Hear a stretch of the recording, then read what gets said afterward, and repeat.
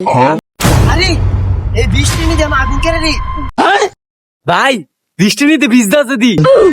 আবার মাস্ক শুনছে বন্ধু ভাই টাইট আর্জেন্টিনার গেঞ্জি কিনছে ভাই আমার লোক বিলবো ভাই আমি আর্জেন্টিনার সাপোর্টার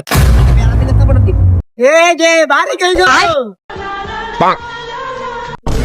এ ফাঁকিটা বাইলে করতে রে কিরে মাল্লা আমার তো অনেক ভালো লাগছে রে সবজিটা দেখছো